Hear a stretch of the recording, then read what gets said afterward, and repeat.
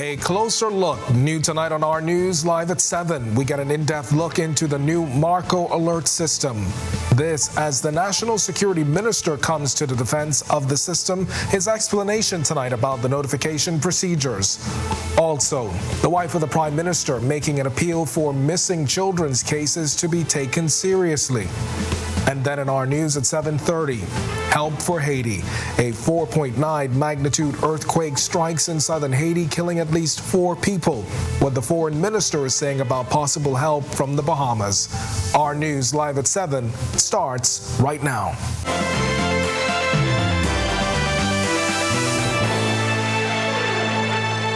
Welcome to Our News live at 7. Thanks for joining us tonight. I'm Candido Knowles. After multiple Marco alerts with missing young people, National Security Minister Wayne Munroe is tonight explaining that the alerts aren't late. It comes amid concerns. The alerts are coming out days and in some instances weeks after the child was reported missing. But Munroe is saying there is a procedure. There's a process for an alert being issued so that the system doesn't desensitize people with your phone ringing off every minute. And somebody has to say, and it's usually the person making the report, that the person has gone missing in circumstances that there's a probability that they may suffer harm. And so unfortunately, over the course of time, the police, parents have had experience of young men, young women not coming home a day or two later. Next, Munroe says parents and guardians are asked if they believe their child is in danger. If yes, then he says an alert is issued. Munroe also says young girls who are missing for a few days is concerning, adding that it must be fully investigated and that takes resources. If any person in a position of authority, parent, teacher, social worker, suspects that a sexual offense has been committed with regard to a child, they have a duty to report it. If they don't report it, they themselves commit an offense and are liable to imprisonment for 2 years. So if you are a mother and your underage daughter goes missing and you think that she is missing, engaging in sexual activity, you need to report that because we need to investigate what is happening. And now this report from our Jamila Mizik, who takes a look at how effective the alert system is at finding missing people as residents weigh in.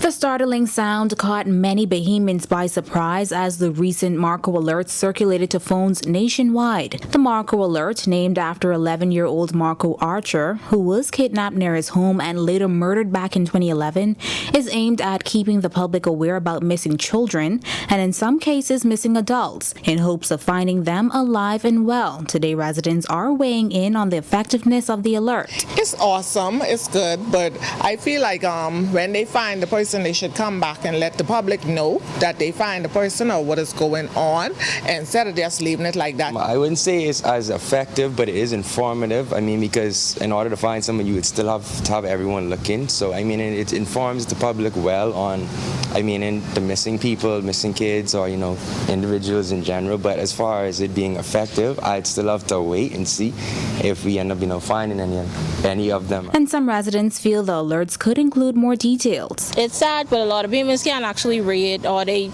don't read properly, so photos would be a better initiative. Yes, it should be changes because you don't know who you were looking for. You just sending it out and no pictures or nothing like that. The person could walk right past you and you don't even know that's them. Now, while earlier alerts only showed a brief description of the missing person, more recent alerts now have a photo attached. But this resident says she feels as though you should be able to return to the message after viewing. It's a bit loud and not annoying, but you have to read it because there's a highlight where you could pick up the picture, but I think it needs to stay on a little longer, or there should be a website so you can go back because it's like a one-time thing. Once you open it up, that's it. So I think it needs to be a little longer, or just a site or a message where you can go back and look at a picture or something like that, because it's too fast. Even if you want to assist it's just too fast. Reporting for Our News, I'm Jamila Mizik. Thanks, Jamila. Meantime, the spouse of the Prime Minister, Anne Marie Davis, making an appeal tonight for everyone to take missing persons cases seriously, pointing out the threat of human trafficking. A lot of times people see these kids going into homes, houses, being picked up and dropped off, and they say nothing and do nothing. It's all about, and when I see this happening, I think about trafficking of our young girls, especially, which is extremely sad, which is something we know is on the rise in many countries, and I don't want to know that that is happening to any large scale here. So I just urge the public to speak up. And Davis had this message for family members who may be at home awaiting the return of a loved one. Do whatever you can. Talk to relatives, talk to friends. Do your own investigation as much as you can, and just involve the public as much as possible. Let us know. Let us know through radio or television, like we are here with you. Hold up the picture, hold up the photo so we would know, and just enlighten everyone. Say something. All right, we've got much more to get to in a moment, but for now, it's time for your first look at temperatures. Meteorologist Greg Thompson is in the Weather Center. Greg? Yeah, thanks, Kindino, and a happy Tuesday evening, everybody. Another warm day around the islands. We're calling it a bit on the humid side this evening right now. Temperatures outside our studios, 83 degrees and partly cloudy skies. Your winds out of the east at 9 miles per hour, and your feels-like temperature is at 83. Temperatures right now around the islands, it is 81 in Freeport, 80 in Marsh Harbor, Abaco. We pick up 82s in Allenstown, Bimini, Great Harbor Key, and in Nicholstown. Over in Governor's Harbor, you guys, 81. Into the Central Bahamas, 82 in Kemps Bay and Arthurstown, 83 in Georgetown, Copenhagen, San Salvador, 81. Deadman's-Key, you guys are 84 at this hour, and into the Southeast Bahamas, 84. In Duncantown, Ragged Island, Colonel Hill, Cricket Island, Delectable Bay in Acklands, Abrahams Bay, 85, 86 in Matthewtown, Inagua, and our neighbors to the southeast, Tricks and Caicos Islands, you guys are 86 at this hour as well. Satellite view around the islands today, we have some high-level clouds moving out of the Caribbean. There is a blob down there that kind of watching. It's not really going to get any action going. The National Hurricane Center are not really concerned about that. But a lot of blow up with some southwesterly winds bringing high-level moisture across us. There are some showers and thunderstorms early today across the Florida Straits and the Gulf Stream, moving across ground, but most of that is dissipating as we speak. That's your first look at weather. Stick with us. A look at your extended forecast is still to come. Still to come on our news, keeping an eye on global oil prices. Consumers keeping their fingers crossed over a potential fuel increase as the economic minister weighs in. Plus, foreigners who owned land could face serious consequences over unpaid taxes, as Inland Revenue says repossession is not off the table. And going green. Regional experts examine agroeconomics. We'll tell you all about it when our news returns. If new, Heineken Silver was a riveting Viking saga. Last the 12th, your family tortured my first wife and stole my second favorite goat. Now you want to marry my daughter.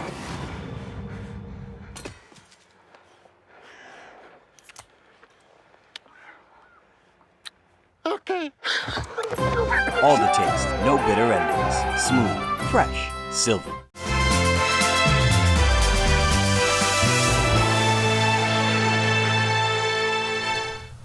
All right, we've got some breaking news tonight as Prime Minister Philip Davis announcing moments ago that a rate increase is coming at the National Insurance Board, but not this fiscal year. That rate increase is slated for July 2024. In a statement released this evening, the Prime Minister said the rate increase will be accompanied by enhancements to NIB's service delivery, accountability, compliance efforts, and sustainability. He added his administration's goal is not merely to ensure the longevity of the fund, but to create a system that truly serves its purpose, and that is to support Bahamians when they need it most. The statement did not reveal how much the rate increase would be, but the Prime Minister says he's expected, that is, to address the issue in Parliament tomorrow. This is a story that we are certainly continuing to follow. Be sure and stay tuned to ournews.bs. And Economic Affairs Minister Michael Halkitis says government is keeping its eye on the global sale of oil and is hoping a rise in oil prices won't lead to a spike in prices here at home. This as international media reports say the price of crude oil has risen. It will be a formulation of what other countries do and how the global economy is performing and, what the demand is for fuel. We're hopeful it doesn't lead to any spikes, but, that's something we'll be monitoring. To cut its output to firm up oil prices after a weekend of tense talks with OPEC. That's the group that represents 40% of the world's oil-producing countries. The news comes as local fuel retailers are pushing for an increase in margins. When asked about the impact this could have on Bahamians, we take all of these things into account. As I have said, our view is always, what happens at the end of the day at the pump. And if you see, if the impact of this cut in production is an increase in price, then again you can see, the reluctance of government to do something to add to any increase that might come from a cut in production. So, we'll watch it and we'll monitor it. And staying on the economy, with over $200 million owed to the Department of Inland Revenue for properties owned by foreigners, Al-Qaeda says repossessing those properties isn't off the table. In the recent budget communication, Prime Minister Philip Davis revealed government is looking to crack down on delinquent accounts, which amount to over $800 million in unpaid fees. Al-Qaeda says repossession is the last resort. You send out a bill and, you want people to pay, then you do some follow-ups, and then, as the delinquency increases to months and years, then your powers, the powers that you exercise increase. And so we have the department has the power to, go as far as if it comes to that, especially, as I said last week, Thursday, when we're talking about foreign-owned properties, vacant land and those things, where delinquencies are stretching into the years and all other efforts to collect have been exhausted. Then you have to be able to exercise that power of sale, which is in the law, which has been done in the past. When our news comes back from the break, we turn our spotlight to stories making headlines across the world as reports say the pilot of a private plane that crashed in Virginia was seen slumped over in the cockpit. This as Apple tweaks its autocorrect feature, and users are saying it's about time. And today in history, in 2012, the then State Minister of National Security defends his right to bear arms. The details when our news returns.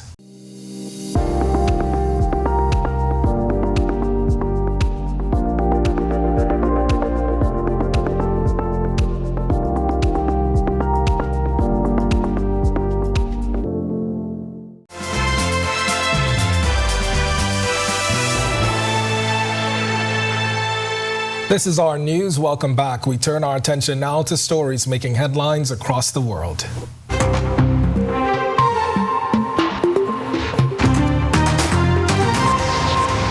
The pilot of a private plane that was chased by fighter jets before crashing in Virginia was seen slumped over in the cockpit. That's according to U.S. media reports as fighter jets spotted the seemingly unconscious pilot after intercepting the aircraft. The pilot and 3 other passengers died in the crash on Sunday. The aircraft crossed restricted airspace over Washington, D.C. before plummeting in Virginia. The plane, which had been heading to Long Island from Tennessee, made a hairpin turn when it reached New York before flying back south towards its origin. And Microsoft will pay a fine of $20 million to settle Federal Trade Commission charges that it illegally collected and retained the data of children who signed up to use its Xbox video game console. The agency charged that Microsoft gathered the data without notifying parents or obtaining their consent, and that it also illegally held on to that data. Meanwhile, Apple executives say the company will improve its autocorrect feature so it stops changing one of the most common swear words to ducking. Software boss Craig Federighi announced the development at Apple's Developers Conference in California. Apple says the changes to the function will come as a result of artificial intelligence in which autocorrect will get better at predicting your next words and phrases by learning the terms you use regularly, which includes swearing. And now to the region where over in Haiti, authorities say an earthquake with with a preliminary magnitude of 4.9 struck southern Haiti early Tuesday, killing at least 3 people and injuring several others. According to the U.S. Geological Survey, the quake struck before dawn near the southwestern coastal city of Jérémie at a depth of 6 miles. This latest earthquake comes 2 years after a 7.2 magnitude earthquake struck southern Haiti and killed more than 2,200 people, with Le Quai sustaining the most damage. Meanwhile, Haiti struggling to recover from heavy floods over the weekend that killed at least 51 people, injured 140 others, and flooded nearly 3,200 homes. Prime Minister Ariel Henry has appealed for international assistance. And finally, St. Kitts and Nevis Prime Minister Dr. Terence Drew has established and will head a new national security task force to tackle crime and violence on St. Kitts and Nevis. The task force also includes senior management officials from across the government. In his announcement today, Drew saying societal peace and stability are prerequisites for true social and economic development and for the accomplishment of his government's progressive, sustainable island state agenda. A regional conference that focuses on agriculture is being held right here on our shores. The goal is to educate and facilitate discussions on a growing industry that is gaining traction in the Caribbean. Joshua Williams was there. The 34th West Indies Agricultural Economics Conference has kicked off at the Breezes Resort. It takes a look at agricultural policies and systems, as well as focuses on the economic problems. And that's not all. It also facilitates the exchange of ideas. Prime Minister Philip Davis gave the keynote address. Agriculture, as the backbone of our Caribbean economies, holds immense significance. It represents the intricate tapestry of our cultures, traditions, and heritage. The conference serves as a crucial platform to underscore the pivotal role of agriculture in addressing the challenges we face today. The conferences are normally held every 2 years, but was thrown off schedule due to the COVID-19 pandemic. President of the Caribbean Agroeconomic Society, Dr. Kyle Pemberton, says the society is pleased to be in the Bahamas for this year's conference. Our distinguished member of our executive and the mistress of ceremonies here, Senator Dr. Erisia Hepburn-Forbes, she insisted that we should have this conference here in the Bahamas. She, of course, wanted it to be held at BAMC in Andros, but the logistics did not permit that. We even thought of having it in Grand Bahama. This year's meetings marks the second time the Bahamas is hosting the event and the first time BAMSI is serving as a co-host. Agriculture Minister Clay Sweeting says the conference falls in line with government's plan to ensure food security. It is fitting that this is occurring during the Bahamas' 50th year of independence. Your theme, emerging challenges and opportunities for food systems, climate change, and tourism nexus, is also very fitting as it reflects the Bahamas government's commitment to achieve food security. Reporting for Our News, I'm Joshua Williams. Still to come in Our News, today in history, find out interesting facts about the day that was June 6th, including the 2016 death of Bahamian mixed martial artist and actor Kimbo Slice. And then in Our News at 7:30, a Dominican boat captain is jailed on smuggling charges. Plus, a father still holding out hope for his son Kyle Carey, who after weeks since he was last seen, is still missing. The story when Our News returns.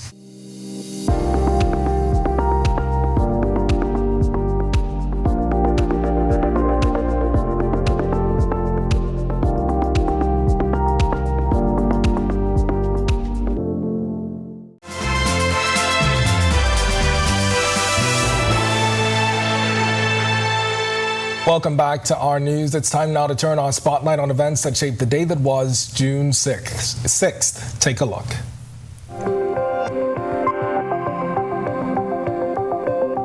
On this day in Bahamian history in 2012, then State Minister of National Security Keith Bell defended his right to carry a licensed firearm and admitted that both he and the National Security Minister were armed. This after then Free National Movement leader Dr. Hubert Minnis said at a press conference the day before that he had heard reports to that effect. Bell hit out at the opposition, saying it was a non-issue, and argued that he needed a firearm because the previous Ingram administration allowed the country to become a war zone. Cabinet approves special licenses. I am part of cabinet, and if the former Minister of National Security didn't carry a firearm, then he ought to be asking himself, was he doing anything at all?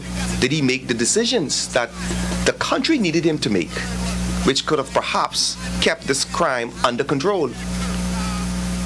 Not whether or not why Keith Bell carry a firearm. I mean, it's just grasping for straws. It is unbelievable. It is unthinkable that they would attempt to make an issue about whether I carry a firearm or not. Then June 6, 2016, Bahamian mixed martial artist, professional boxer, bare knuckle boxer and actor Kevin Ferguson died in Coral Springs, Florida. Better known as Kimbo, he became noted for his role in mutual combat street fighting videos.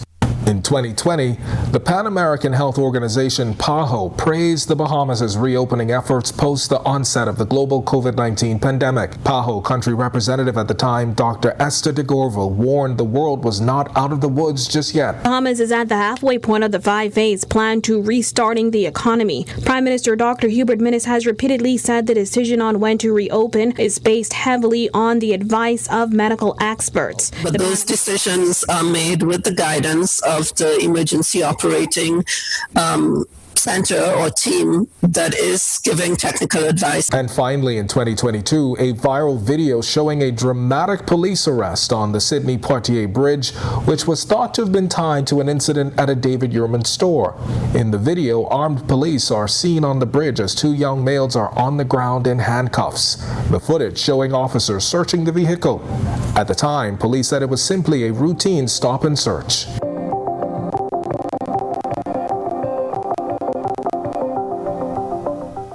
All right, and we apologize for that technical glitch there, but if you want to watch that recap again, that historical recap, it's available for you right at ournews.bs. That's going to do it for us in News at 7. Joining us now is Italia Hall. She's got the latest headlines. Italia? Yes, and well, we are still following that massive earthquake over in Haiti, what the foreign minister is saying about possible help from Bahamas, and a Dominican boat captain behind bars charged with smuggling. Here are your latest headlines.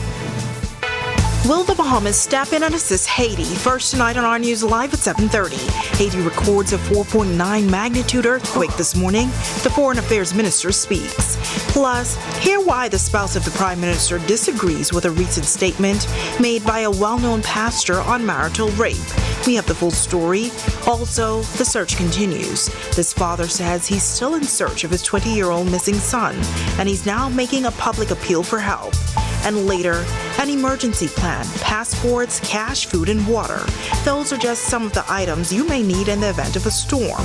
Our Marlena Leonard explains what you should pack in your hurricane grab-and-go bag. Our News Live at 7:30 is back in a moment. At Doctors Hospital, our lamp just got brighter. The Loyalty Advantage membership program now has 3 unique plans to choose from. From Lamp Prepaid with free prime care visits and service line discounts, Lamp Insured with copay waivers and 0 upfront collections at the ER and inpatient services, or our new Lamp Access, a free plan that offers 10% off lab, pharmacy, and imaging. Lamp has a plan for everyone. To sign up, visit our website or give us a call. Doctors Hospital, trusted and best care now.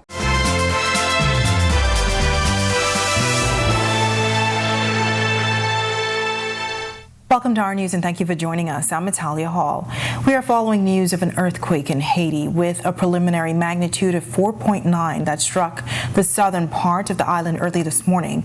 Authorities say at least 4 people have been killed, while 36 others have been injured.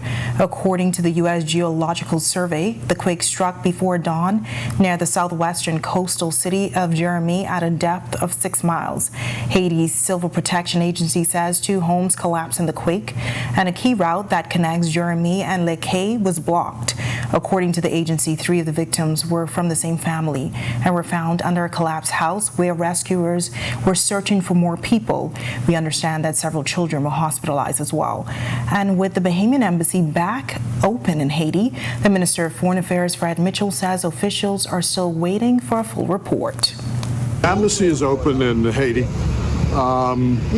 We haven't had a full report from them, but we've reached out to the Prime Minister and Foreign Minister of Haiti to indicate that if the Bahamas can assist in any way, please let us know what we can do, and we certainly will do so.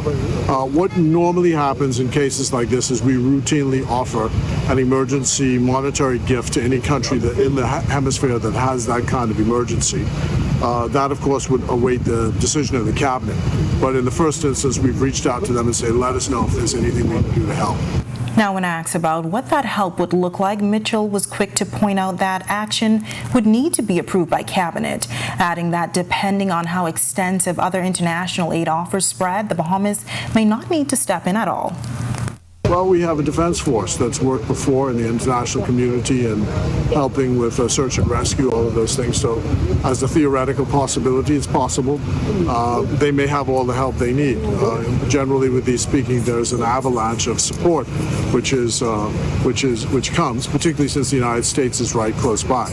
But we have made the offer of any assistance we can help, and we await, we hope for the best. All right, meanwhile, the United Nations say it stands ready to work with Haitian authorities and other partners to help ease the suffering of those in need. UN spokesperson for the Secretary General, Stéphane Dujarric, holding a briefing this afternoon in which he said Secretary General Antonio Guterres was deeply saddened by the loss of life and extends his condolences to the families of the victims. The UN stands ready to work with the Haitian authorities and other partners to help ease the suffering of those in need as it relates to the earthquake and, of course, the other natural disaster, which is the flooding and landslides we've seen in the past few days. Our humanitarian colleagues are telling us that Grande Anse was already impacted by the torrential rains and that I just mentioned. The Office of the Coordination of Humanitarian Affairs is working with UNICEF, the World Food Program, and the International Organization for Migration to support communities around the capital Port-au-Prince that were hardest hit by the floods and landslides. WFP is ready to distribute some 350,000 hot meals and other food assistance to those who need it the most.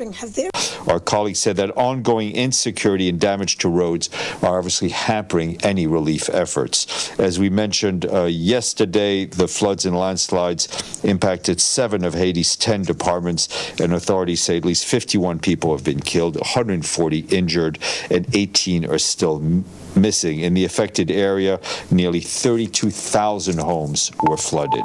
Well, a Dominican boat captain has been jailed for 1 year in prison after he was unable to pay a $21,000 fine. 73-year-old Confessor Cabrera pleaded guilty to assisting illegal passengers at his arraignment before Assistant Chief Magistrate Subaswola Swain.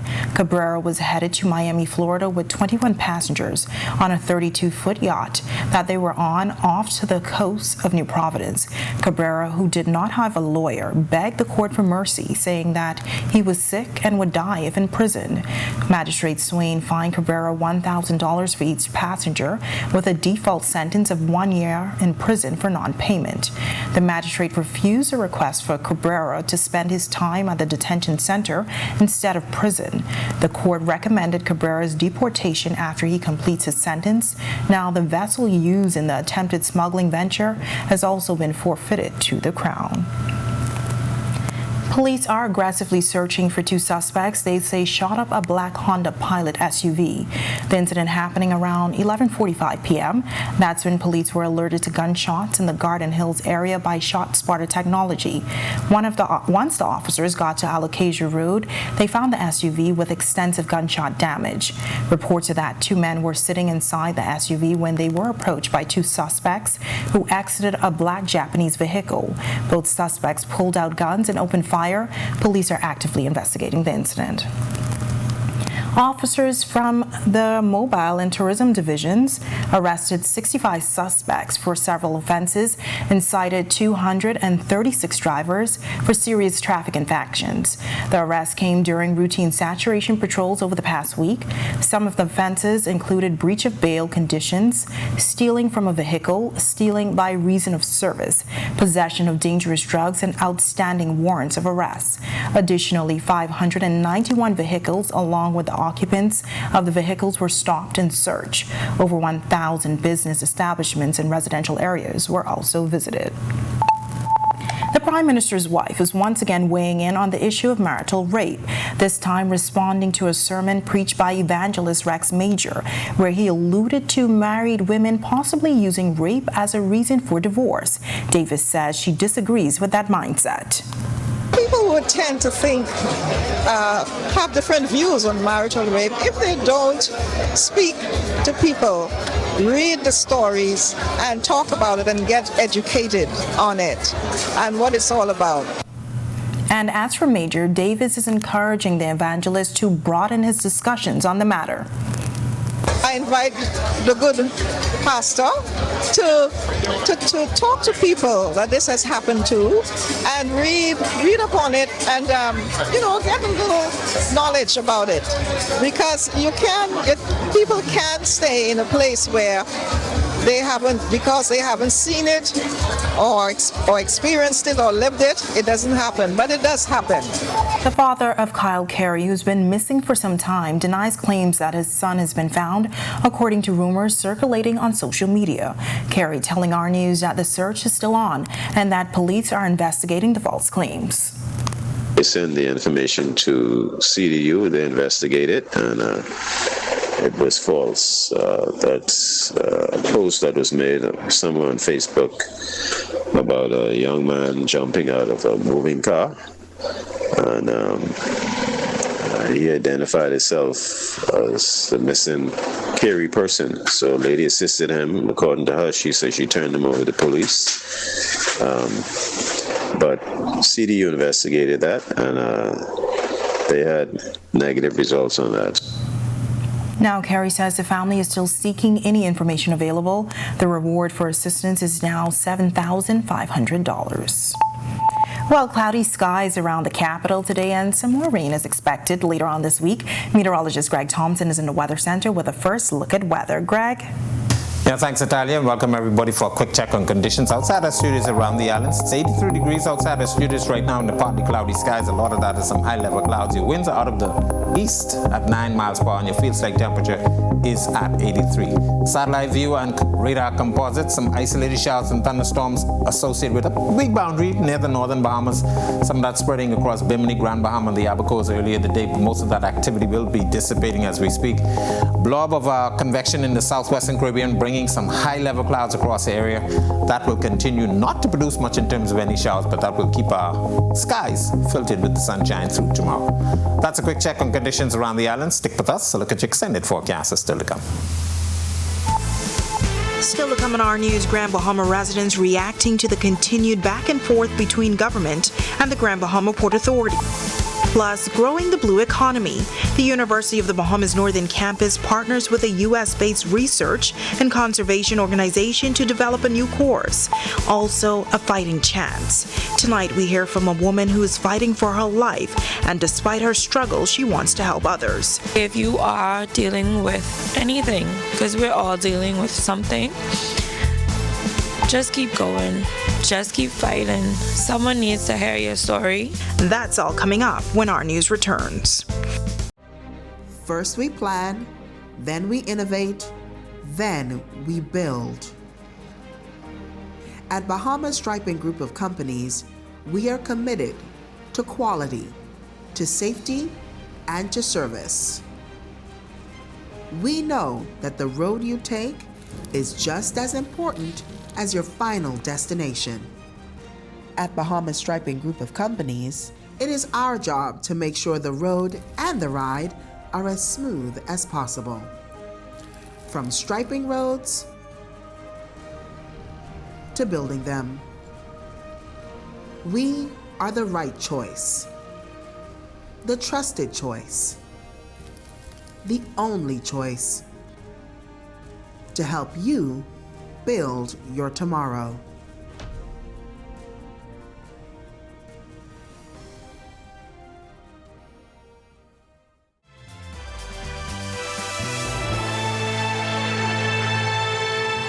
Prime Minister Philip Davis announcing moments ago that a rate increase is coming at NIB, but not this fiscal year. That rate increase is slated for July 2024. In a statement released this evening, the PM said the rate increase will be accompanied by enhancement to NIB's service delivery, accountability, compliance efforts, and sustainability. Now, the statement did not reveal how much the rate increase would be, but the PM is expected to address the issue in Parliament tomorrow. Now, this is a story we will continue to follow. We've been following the back and forth between government and the Grand Bahama Port Authority. The nation's leader has said decisive action is soon to come because he's not pleased with the GBPA's governance model. But do residents agree? Our news team took to the streets today in Grand Bahama and got reaction. So as far as what Mr. Davis is doing in reference to speaking out against the Port Authority or speaking about the Port Authority, I commend him on it, and I wish he should do more. Press gas. While that Grand Bahama resident agrees with government's recent comments about the Grand Bahama Port Authority, businessman Jonik Bevan says as it relates to the GBPA's governance model, he believes there should be some change, but he also gave them credit. They're doing a good job in terms of the organization of Grand Bahama in comparison to the other family islands. I've made a few trips to Nassau last year, and comparing it to what we have situated here in Freeport, Freeport is in a much better and much organized state. He adds that there are a lot of people who are hurting in Grand Bahama. It seems as if they have no real plan for this country. So they themselves shouldn't be talking about poor governance. And here's what these two residents had to say about the current back and forth between government and the GBPA. I don't know if the government have the capacity to take care of Freeport the way the Port Authority doing it. Even though the Port Authority ain't doing what they're supposed to be doing, but the government, I wouldn't want them to take Freeport and not. The government could do a lot more than they doing and stop pointing fingers at people. This businessman sharing what he would like to see going forward. If we could create a system, or we can create an investment program for Bahamians, I would like to see Bahamians invest in purchasing the Port Authority, and we put a management system in place. All right, while the University of the Bahamas Northern Campus recently partnering with Chicago-based Shedd Aquarium, the organization brought their research vessel, the MV Coral Reef, to Grand Bahama. Their students and locals will be able to view aquatic wildlife exhibits and learn about conservation awareness. Dean of Faculty, Dr. Andrew Moxie, and Assistant Professor of Marine Science, Dr. Matthias Johansson, are excited about the collaboration and say they've now developed a marine science program. Through that program, of course, students will study various aspects of marine science here in the Bahamas. Kind of our mission at UB is to capacity build, to bring opportunities for our students. And Shedd Aquarium and their research boat is a really great potential partnership in terms of, this boat has a huge amount of capacity. We can do lots of really neat work. We can take students out on the water in a way that we really aren't able to do now. Now, BAMSI is also working along with the organization. Shedd Aquarium officials speaking about the partnership with the university. Because we want to develop more formalized, intentional collaborations with faculty and students so that we can help with capacity building and scientific training for students, as well as develop co-principal investigator opportunities with faculty. I absolutely love working in the Bahamas. It is one of the most pristine and beautiful places that I've seen in the Caribbean, and I really hope that we can come back and be able to engage with the students and help guide the management and conservation management of this beautiful country. All right, Prime Minister Philip Davis, along with other senior government officials, breaking ground on a new community center for Nassau Village. Addressing those in attendance, Davis says the project is for generations to come. He says the center will also serve as a pillar of commitment to safety and community. Just as the center is being built, we are bolstering our security efforts, from the recruitment of new police officers to empowering anti-crime initiatives. This center will also be a safe haven for those in need, offering resources and support for our fellow Bahamians facing domestic violence. Bahamas Striping Group of Companies President Atario Mitchell says the center, once complete, will be equipped with a computer room, commercial-grade kitchen, 2 multi-purpose rooms, a backup generator, and more. It will also be designed to act as a hurricane shelter. We are committed to delivering you a finished product to the highest quality. We have an aggressive timeline where we intend to be here 14 months from this day, cutting the ribbon and officially opening this community center to the public.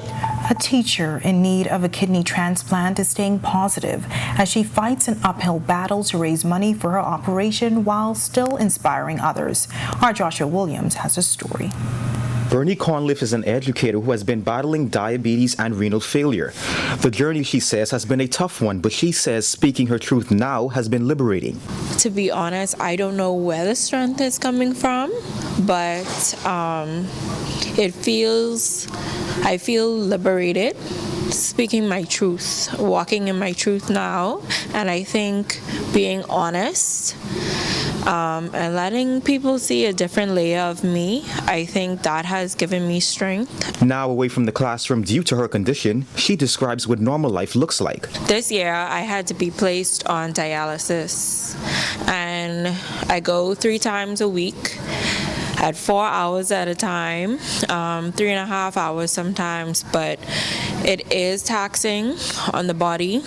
It is taxing mentally, and not only for me, but for my family as well. As a result of her stage 5 renal failure, Bernice's kidneys are now operating at 5%.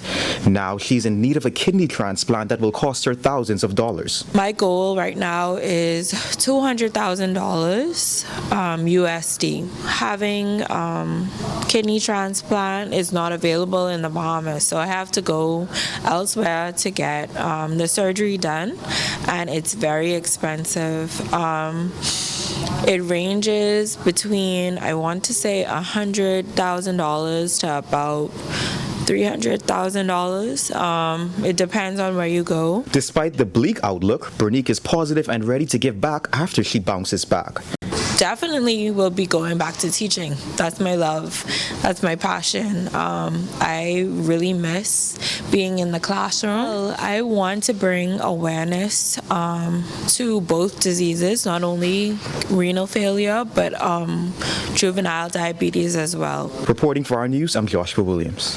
It's now time for tonight's Financial Market Minute, brought to you by RF, your local investment bank.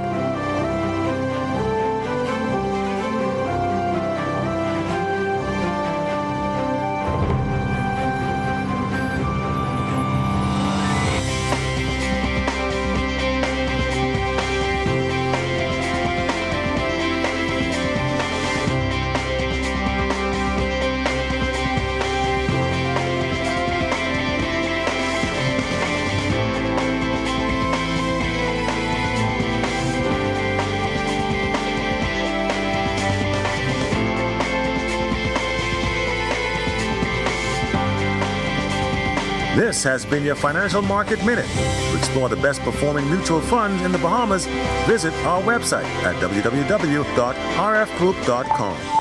When our news comes back from the break, do you have your grab-and-go bag fully prepared in the event of a hurricane? Well, our Marlena Leonard breaks down the essentials. Anthony Strawn runs a season best, and Bahamas Bowl is all set to make a comeback. Don't go anywhere. Our Sports is up next. Cloudy skies this evening as we approach the middle of the work week. Meteorologist Greg Thompson is back with your extended weather when our news returns.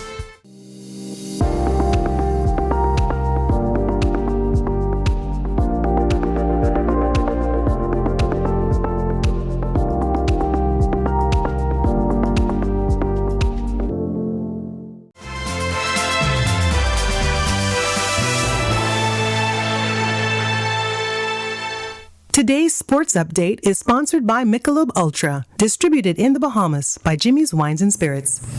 This is our news. Welcome back. Antonique Strawn clocks her season's best in the 100-meter race, and the Bahamas Bowl is returning for the 9th time. Here's Tej Adderley with a check on sports. Tej? Thanks, Italia. Anthony Strawn took to the track in Jamaica where she ran her fastest 100-meter time of the season. Anthony Strawn scorched the track in Jamaica, running a season-best 10.99 in the 100-meter race at the Racers Grand Prix in Kingston over the weekend. She came second to Sharika Jackson of Jamaica, who finished with a 10.78. Strawn is currently living and training in Jamaica, and although she says she doesn't know what's next for her, expected to show up on another podium real soon. She's a beast in the 100 and the 200. I can't wait to see what she does next. The Bahamas Bowl has become a staple event in the Bahamian sporting calendar. The game is returning again this December. The 2023 edition of the Hometown Landers Bahamas Bowl is all set to go. It was recently announced that the NCAA Bowl game will be set on December 16th at the Thomas A. Robinson Stadium, making it the first game of the bowl season.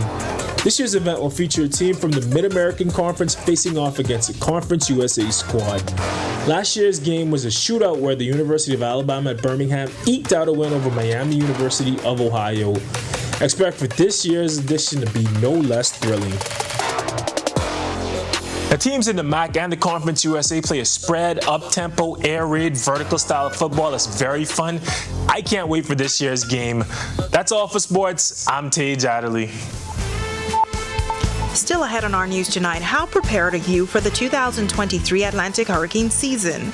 Tonight, our Marlena Leonard shares how you can properly pack your grab-and-go bag in the event of a storm. Plus, Greg is back with your extended weather forecast right after this quick break. Stay with us.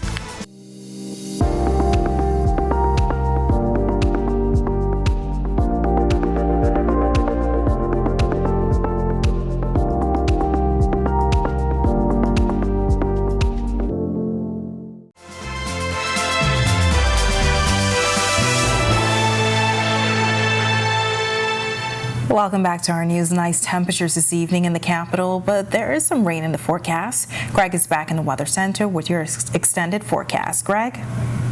Yeah, thanks again, Natalia, and welcome everybody for our final look at weather. We have an area of showers and some isolated thunderstorms down there in the southwestern Caribbean. The National Hurricane Center not really giving too much of a mention to this system, but a lot of high-level clouds moving across our area, courtesy of a southwesterly flow aloft. That's going to filter some sunshine over the next couple of days. This blob will continue to be watched for the next several days, but also in the open Atlantic, well to the northeast of us. There's an area that the National Hurricane Center is giving about a 10% chance for formation, but that's not going to be posing a problem to anybody at this time. In the meantime, weak high pressure pattern across our area will continue to generate some light winds, and we could see some isolated to spotty showers across our area. Future forecast shows that quite nicely through to this afternoon and into tonight. Small showers near the central Bahamas, some near the early portion of the forecast near the Florida Straits. More moisture will be moving across us over the next couple of days as we have a disturbance in the mid-upper levels moving across the area through Wednesday and then into Thursday. That pattern will continue with more stronger showers and thunderstorms occurring across the central Bahamas by Thursday evening. Taking a look at the boating forecast for the northwest and central Bahamas, as I mentioned, those winds will be light south to southwest at 10 knots, falling light and rebel at times, seas running 1 to 3 feet, but swells are still out there, so those seas will be up to 6 feet. High tide will be at 10:42 tonight. For the southeast part of Bahamas, still a small craft caution for you guys down there as well. Southeast is suddenly flow 10 knots, seas 1 to 3 feet near shore, but up to 5 feet in some northeasterly swells. Here's a look now at your national forecast.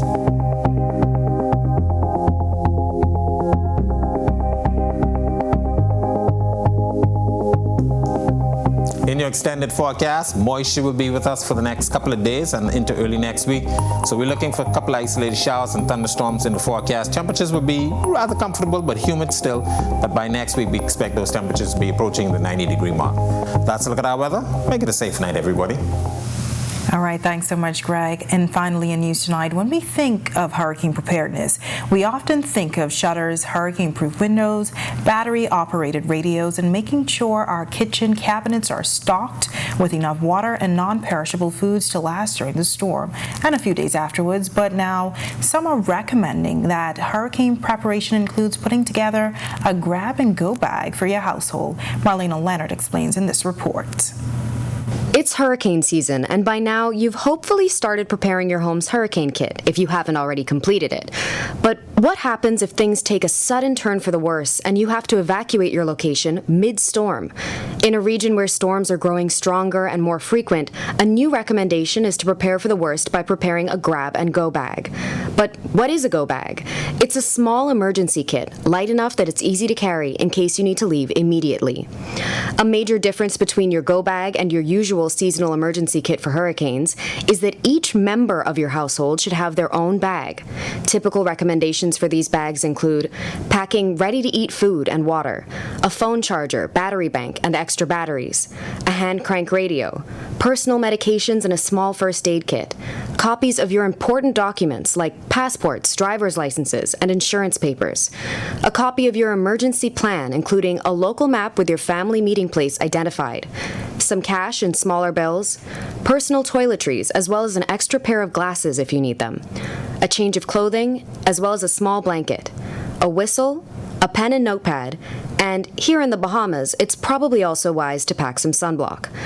Everyone in the home should know where the go bags are kept, and they should be easily accessible, because if the time comes when you need them, you will likely have very short notice to flee. Reporting for Our News, I'm Marlena Leonard. All right, great advice. Thanks, Marlena. I got to get my bag together. And with that, we thank you for joining us for Our News tonight. On behalf of the entire team, I'm Natalia Hall. We'll see you tomorrow night. Have a great evening.